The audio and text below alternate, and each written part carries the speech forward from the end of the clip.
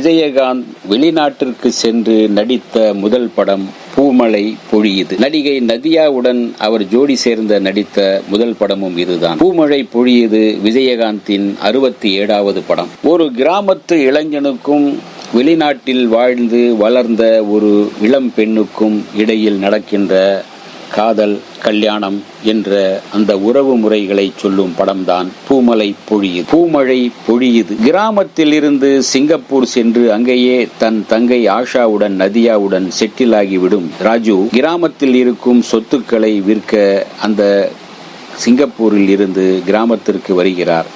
அங்கு ராஜனின் அத்தை தன் மகன் பாண்டியனுக்கு விஜயகாந்துக்கு ஆஷாவை திருமணம் செய்து வைக்கும்படி கேட்கிறாள். அதற்கு ராஜனோ கிராமத்தில் வேலை வெட்டி இல்லாமல் சுற்றி கொண்டிருக்கும் பாண்டியனுக்கு என் தங்கையை தரமாட்டேன் என்று கூறி கிண்டல் செய்கின்றான். அதனால் அவமானமடைந்த பாண்டியன் தன் தாயின் ஆசையை நிறைவேற்றும் பொருட்டு ஆஷாவை மணமுடித்து திரும்புவதாக சபதம் செய்து சிங்கப்பூர் கிளம்புகின்றார். அங்கு ஆஷாவை சுற்றி சுற்றி வந்து காதலிக்கின்றான். அவளையும் காதலிக்க வைக்கின்றான். ஆஷாவை ரமேஷ், சுரேஷ் என்ற இளைஞனும் காதலிக்கின்றான். அது ராஜனுக்கு தெரிந்து அவனை ஆள் வைத்து அடிக்கின்றான். அவனும் ஒதுங்கி விடுகிறான்.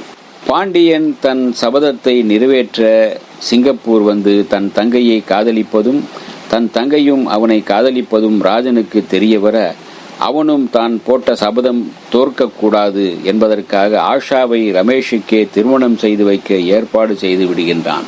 இதை தடுத்து ராஜனின் மனதை மாற்றி அவனுடைய ஆசீர்வாதத்தோடு ஆஷாவை மணமுடித்து தனது சொந்த கிராமத்திற்கு திரும்புகின்றான் பாண்டியன். இதுதான் பூமழை பொழியுது படத்தின் கதை. கிராமத்து இளைஞன் பாண்டியன் கேரக்டரில் கேப்டன் விஜயகாந்த் நடித்துள்ளார். தன் தாயின் ஆசையை நிறைவேற்றும் பொருட்டு சிங்கப்பூர் சென்று தன் சொன்னது போலவே மாமன் மகளை கல்யாணமும் செய்து கொண்டு திரும்புகிறார். படத்தின் பெரும்பகுதி சிங்கப்பூரில் படமாக்கப்பட்டுள்ளது. அப்படி சில பாடல் காட்சிகள் வெளிநாட்டில் சென்று படமாக்கப்பட்டது.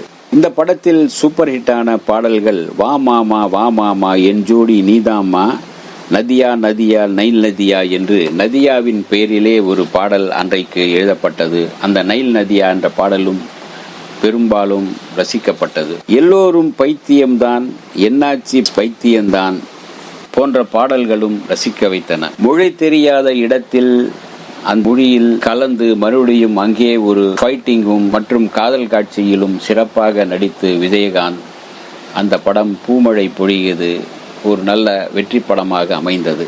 இந்த வீடியோ உங்களுக்கு பிடிச்சிருந்தா லைக் பண்ணுங்க, ஷேர் பண்ணுங்க, கமெண்ட் பண்ணுங்க, சப்ஸ்கிரைப் பண்ணுங்க, மறக்காம பெல் ஐகானை கிளிக் பண்ணுங்க.